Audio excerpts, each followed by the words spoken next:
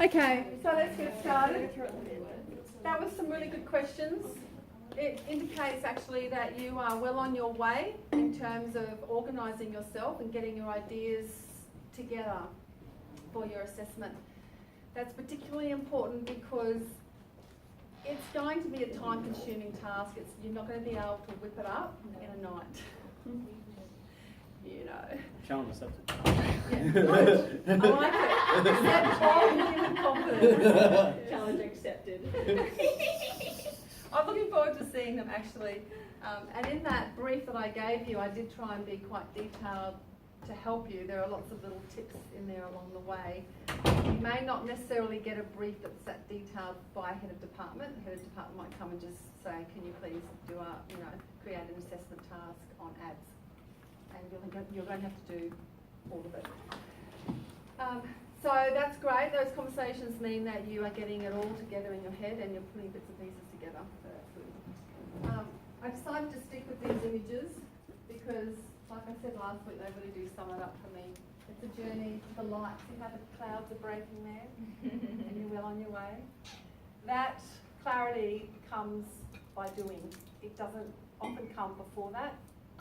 And that's something that's worthwhile remembering with your students when they come up and say, I'm so confused. You can say, just start doing, start writing, start engaging with the task, and you'll find things starting to come into place. And it feels very much like that a lot of the time, but you will get there.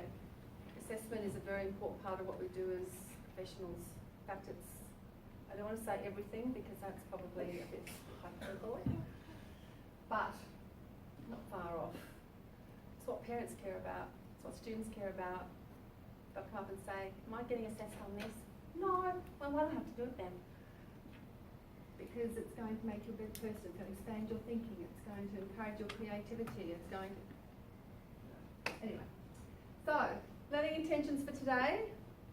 Hopefully by the end of it you'll be more confident in terms of designing a summative assessment task.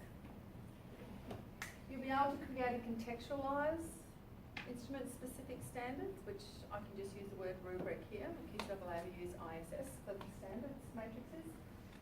And be able to annotate student samples. And there's our trusty task sheet. Don't forget you have to write a sample A response as well. So you have to become very clear in your own mind what discerning looks like because that's our qualifier. And again, I'm just flashing this up here because it's particularly important. We've already touched on this here. We've discussed it. We've discussed our specific clientele, our students in our class, and how they matter, and how we need to cater for those.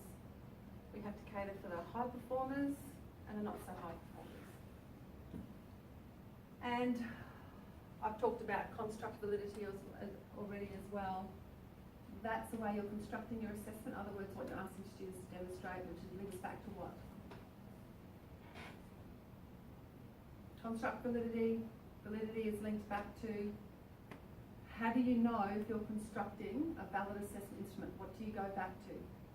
ACARA and a QCAA. ACARA and QCC. Please no curriculum assessor. QCAA. Double A, sorry. I've been up since 4 a.m. Yes. So you go back to the curriculum, the requirements of the curriculum documents. You do the same thing in senior, but in there you'll have syllabuses. Make sure you go over this. Again, conversation about the qualifiers. What's the difference between comprehensive and outstanding? If you're not sure, jump onto Google and say define comprehensive and then define outstanding. I do it all the time. And know what that is actually looking for or what it means. Very important page. I think you'll get to know this very, very well.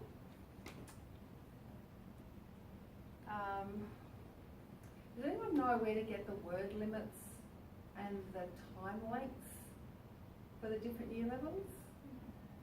I must give you the link to that. It's kind of hidden a little bit. I will make sure I put that up on Blackboard. Can I ask you a question quickly? So we have a student in year 8, well, I mean with the ability of a year 8, and then we have those with year 10. Yeah. Should we reference those as well, just to see, You, or is that complicating life? you don't want to, you need the task sheet to be lean and mean and lots of white space, and you don't want to single anyone out. Okay. You want students to be catered for Generally. without being drawn attention to. Okay. So, yeah, it's about a little bit of sensitivity there. Okay. Now, last week we looked at the Year 8 achievement standards, and we're going to just a little bit look at the Year 9 standards, and we're going to look at the standards elaborations for Year 9. And this is the QCAA document. It just gives you a little bit of spiel at the beginning about what receptive and productive is and blah, blah, blah. And drum roll, receptive modes, productive modes, Year 9, and what they're expected to be able to do. You will find something really quite interesting when you look at the achievement standards and the standards elaborations. You'll see really strong correlations between them. They will actually overlap, and they must do, because if the car is saying you have to do these, obviously the standards elaborations have to incorporate the language that's in the achievement standards. How else can you be sure that you're covering everything that you need to? So a very strong relationship. So what you do is, once you have gone to the QCAA website or a CARA, because these documents are in both, you need to choose for your assignment. This is what you'll do every single time you run an assessment task. Choose the ones that you're going to assess in your instrument. So hopefully you've done that. If not, just do it as a check. Have I actually worked with this content at all? It's when you do that you learn, when things start falling into place. So, that's where I would start. What's expected of my students by the end of the year? And then you go to the Year 9 standards elaborations, and you'll see some of these words, these cognitions, in those achievement standards. So these are falling out of those achievement standards. So achievement standards, a big umbrella with some detail. Standard elaborations enable us to drill right down into the qualities of the student work. It gives us labels, it gives us criteria to use to find evidence for. And again, you're going to choose the ones that apply to your assessment instrument. And we did this last week. We went through and we pulled out ones that would most likely be used if students are required to analyse, versus the ones students would be required to demonstrate if they're writing a narrative, something creative, something that is non-analytical. What is your assessment instrument? What is the one that you're being asked to do for the student? Is it analytical or non-analytical? Analytical. It's analytical. So you're going to obviously look for those standards elaborations that have analysis in them. Just because it has analysis in it though, as our cognition, doesn't mean it's necessarily going to apply. So not every one of these may necessarily apply to your task. Look at the wording very closely and make a decision. And these are very general. A lot of schools don't like, a lot of schools and students and parents find this language particularly difficult. It is inaccessible, right? So it's the exact opposite of equity in a lot of ways, unless we teach these over and over and over and over and over again to our students in class. So what a lot of teachers of schools do is that they'll have this, the standards elaboration on the task sheet, but they'll have another document sitting behind it where the language is more accessible to students. So they'll use, they're not dumbing it down, but they're making it easier for students to access. I don't really think that was ever the intention. I'm not going to say you can't do that. I'm not going to say that there's anything wrong with that. But what I am saying is that it would be good to have standards elaborations that everyone could understand, that were contextualised. And I think sometimes there's this uncertainty about changing the wording of this to make it accessible to students while still retaining the essence, the integrity of that language. Yes? you not put like, instead of us having like another sheet behind that gives you like the same rubric, could you not just like put in like the highlight, the discerning, and like just have a definition of exactly what it's looking for? So I know that on the standards elaboration page, they actually have that terms used in the Year 9 English SEs. They have like just a list of what does discerning mean, showing good judgment, make thoughtful choice, and effective, capably meets the described requirements. Have you used that behind the sheet? Yeah, you can. What I did with the teachers that my team of teachers, is there was so much confusion about what these meant that I went back and I changed them and I itemised them and I bullet pointed it. So, and on a lot of them I had a definition for discerning and effective stamped in the middle in a bit of white space on that standard matrix down there where it was obvious that it was in a separate box. It just reminded teachers of what discerning actually meant and what effective meant. Will you give that to the students? Yeah. Yeah. I didn't have a living breathing document sitting beside the task sheet. I used a task sheet, but I did change this significantly in such a way that things were itemised, so teachers knew what I was asking for, what the curriculum was requiring, but they were looking at the same things. So for example, discerning analysis of language choices and conventions. I would keep that sentence stem and I'd say it's a persuasive speech. Rhetorical devices, emotive language. In grammar, there's one for grammar, I'd say cohesive ties, variety of sentence structures, for example, complex, compound sentences. So there was no ambiguity. It was very clear what each of those components meant, and that's what students and parents and teachers used. But there, like I said last week, there are so many different ways to go about this. What really matters at the end of the day is that your cognitions are correct, your qualifiers are correct, and that you're assessing everything in your rubric that you're meant to be. You can't ask students to demonstrate something and not give them credit for demonstrating it. I guess that's another check. If you're going to ask students to analyse language features and yet you miss that standards elaboration on your rubric, that's not fair, because they're going to all that effort to analyse the language features of these ads and you're not even giving them credit for it because it's not on the task sheet. So it's a mapping exercise really. It's ticking off and saying, well, what am I asking students to do, and have I got everything there to make sure that they get credit for what they're doing. No one wants to do work and not get credit for it. I guess it's the same sort of thing. And we've got our receptive modes and our productive modes. You will, as you work with these modes, things will sort of fall into place in terms of the differences between them, and you'll find a pattern in terms of which ones you tend to be using the most.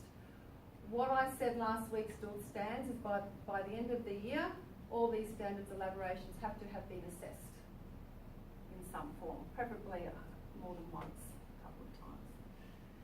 So once we've done that, we've looked at our achievement standards, we've looked at our standards elaborations, and we know which ones we're actually assessing. We're going to have to contextualise them. This helps with differentiation. It helps students understand what it is they have to do. So when it's language features, are they deconstructing poetic devices, figurative language, sound effects, camera angles, filming techniques for the moving ads, those sorts of things.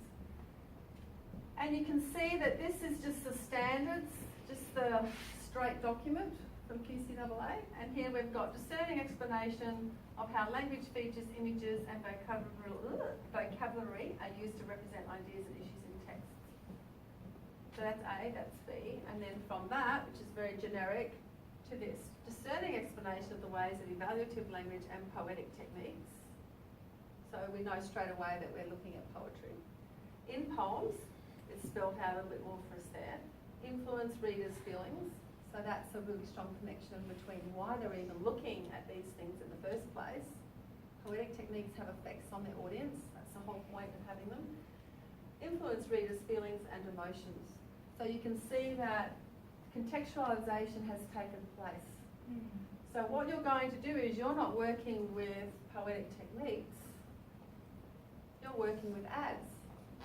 So you're going to change poems, you're going to change this. Are you going to change that or not? What's the point of advertising?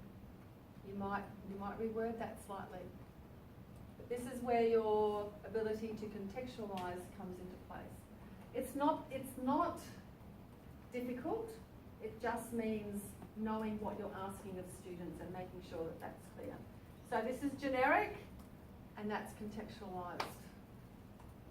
This is so much better. This reflects best practice.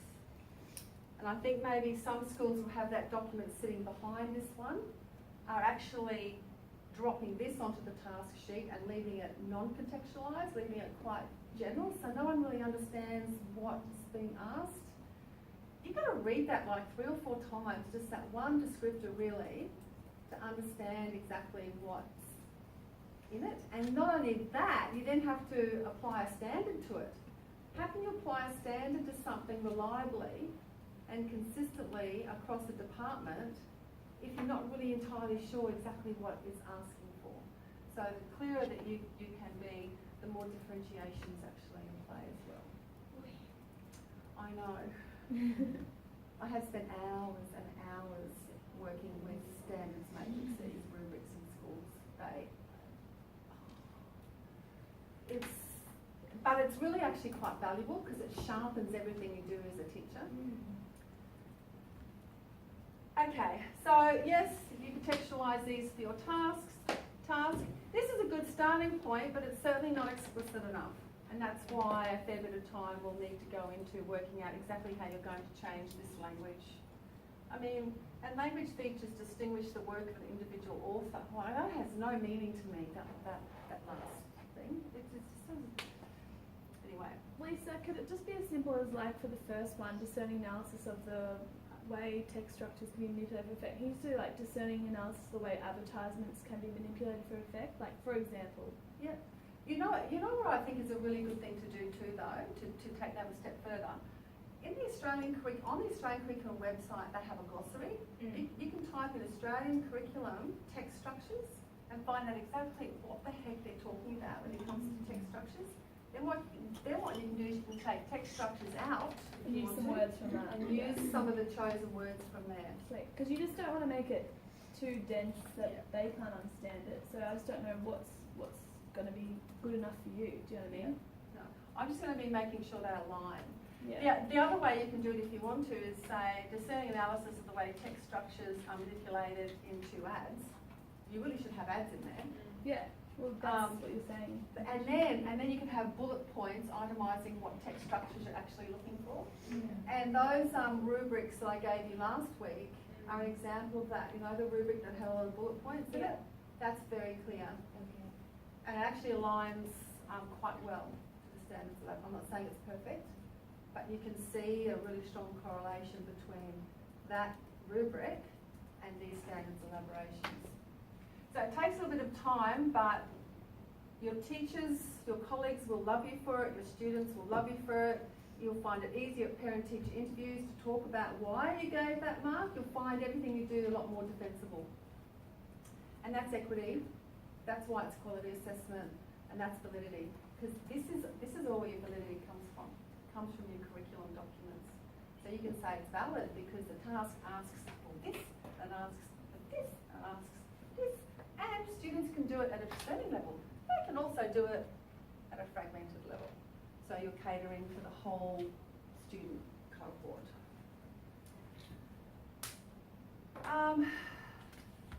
If you want some ideas, QCAA have provided some sample assessments. I don't know if you've seen them already. It's worthwhile jumping on and having a look. He said it doesn't give you a really good task sheet at all. I've been going through it right now. I can't find task sheets like absolute crap. I'm not saying they're the best they can possibly be. Yeah, I can really find it.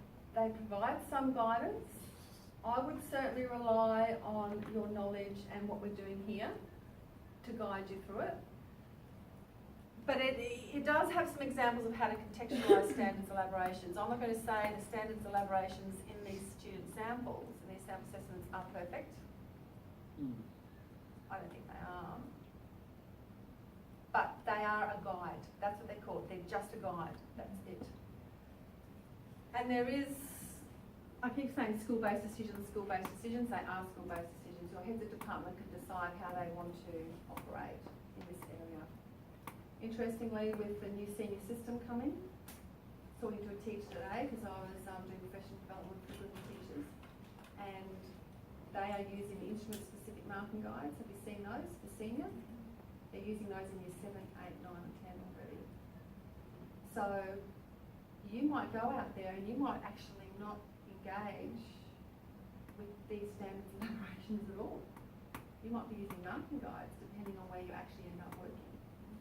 But they still have to have the correct cognitions, like analyse, evaluate or describe. They still have to have the correct qualified, discerning, effective, etc. It's not that they're doing their own thing. They're still, their assessment's still valid based on the curriculum. Hopefully they're doing what they're meant to be doing. It's just they're using a different way to assess the students. And again, school-based decisions. But there is a year 8 one, a year 9 one, and a year 10 one that you can just run your eyes over if you so desire. In that document, I think there's a really nice definition here of what a task-specific rubric looks like. It highlights the principles underpinning it and why they should be task-specific. Task-specific actually means that for every single task you write, you change the standards elaboration to those task-specific. But once you get it right, you just keep rolling them on, year after year. And it does give you some of the ideology underpinning it. This is important, encourages and provides the basis for conversations among teachers, students and parents about the quality of student work and curriculum expectations and related standards. So for all these reasons, that's why we have them. Any there that particularly stand out? Is anyone not sold on the idea of having to contextualise these standards elaborations? Anyone think it's not necessary? We all support the idea? It does require more work, but your marking will be more accurate across the board. Clarifies the curriculum expectations, consistent and comparable judgments, aligns the features that you find valuable or that you want students to demonstrate. So many really solid reasons for it. Has anyone done any internal school moderation when it comes to marking student work? Because that's also a component of this task. You're going to have to produce a sample A, which means you're telling me you know what discerning is. So it's almost as if you've gone together in your school, you've had a conversation with your teachers, and these are the qualities you're looking for in a standard A. Do either of you want to describe what that internal moderation looked like? How you actually went, how teachers went about it? So they marked a few, and then they did and then they did benchmarking, which is basically where they got together and each of the different teachers presented an example of a C, an example of an A, an example of a B, and they checked that with each other. And then once they had a benchmark established for what each looks like, then they went off, did the rest of their marking, and then came back together with ones they found problematic, and they worked together on those, or borderline, and they worked together on those. And did they do that in school time or lunchtime or after school or? Mostly after school meetings or in school time. And did they have a sample A that came out of that all the teachers knew then what an A kind of looked like? Yes. Yeah, they did. So and sometimes the head person or the curriculum leader? yes, would choose, say when we had to mark the Year 12 Hamlet essays, she brought in 3 that we all marked together as examples that set the benchmark for what a pass looks like and what an A looks like. So really what you're doing there is you're having that conversation about what is valued in that task. Yeah, okay, Just cool. kind of setting an expectation of what the different levels. Yeah. Yep, standards. Yep. Yep. So for ours we had similar setup, but we actually did it in. Firstly, there was a small group discussion. So they had a task that they already done previous years, and they looked at previous years A level, B level, C level, discussed those first. Then as a quick breakdown, then took the free A, C, B, A from each teacher. So they were in small groups. So you have 4 teachers to a table, and then one person would go then take it up to the big group, which was the like another 4 teachers talked together, and they agreed on that. Those when C, B, and A walked back to their small group and then handed them out and said, these are C, B's, and A's. Right. So it seemed to me it was actually done during so the small groups were done during a lunch break because they just all got together to get it done. So they got told to go and get it done during one of their periods, spares, and they didn't have a spare together. So my teacher sat with her friends in one of the classrooms while we did it and just did it there. But then, so then how do you know that teachers are marking according to those standards? Do you then do a class swap, or does the head of department So what pass all happens the after that? A's and the D's? And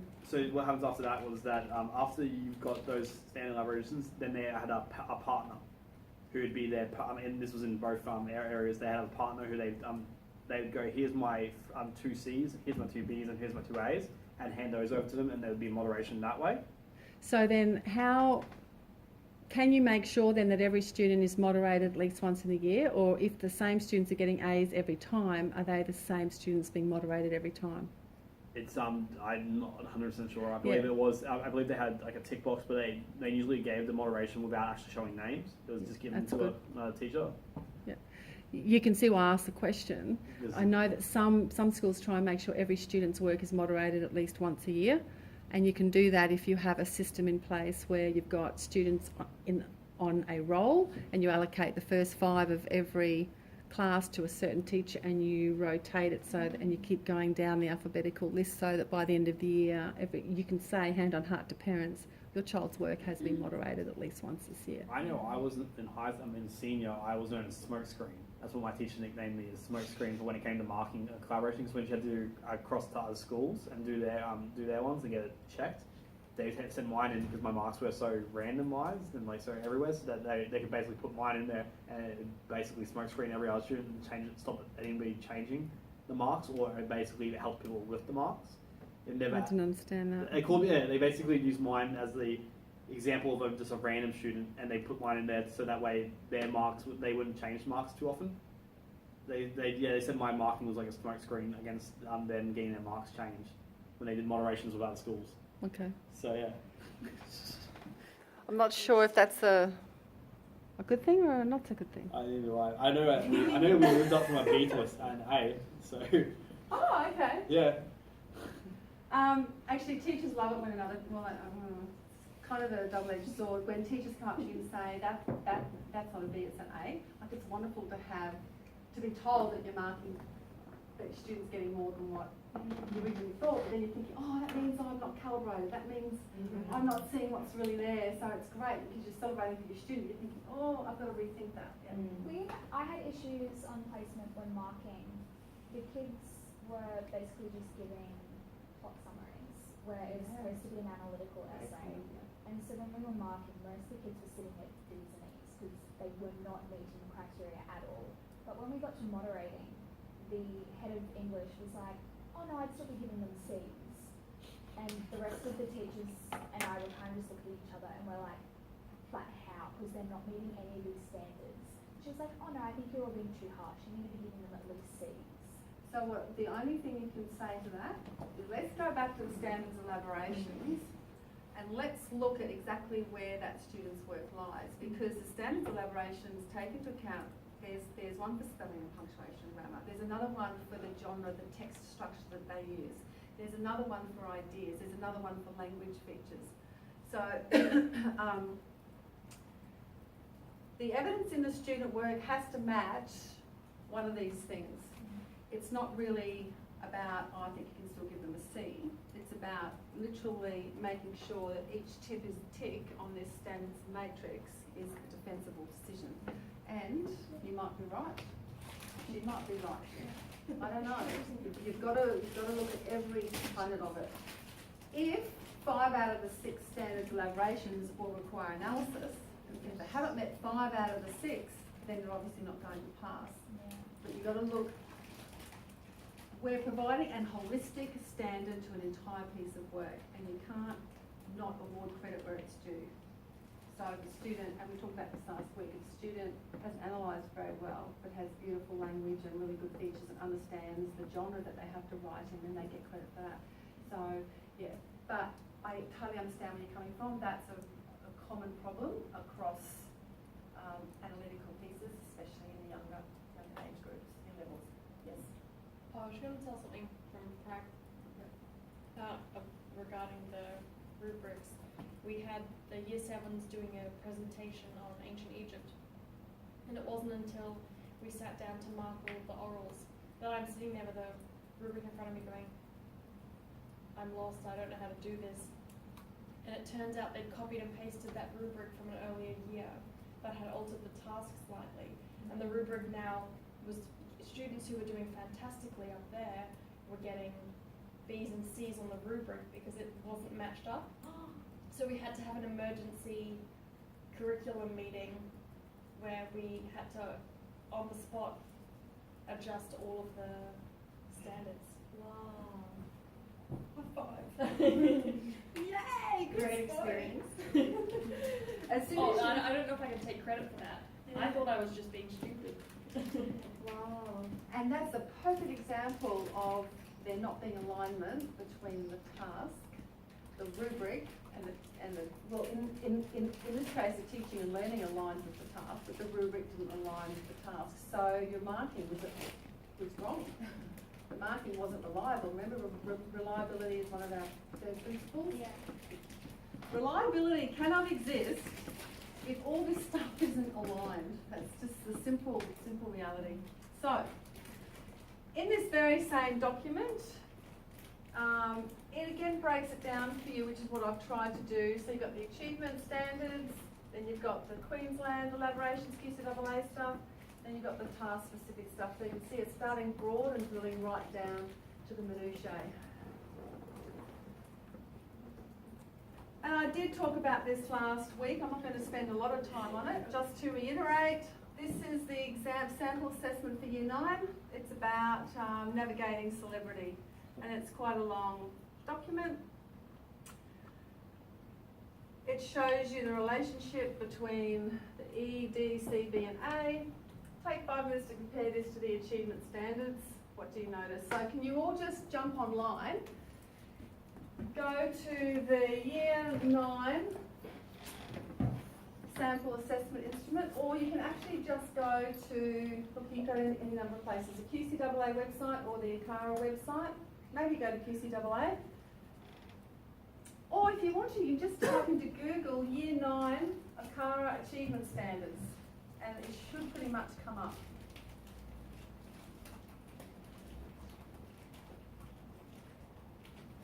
And just take a couple of moments to look at the language here.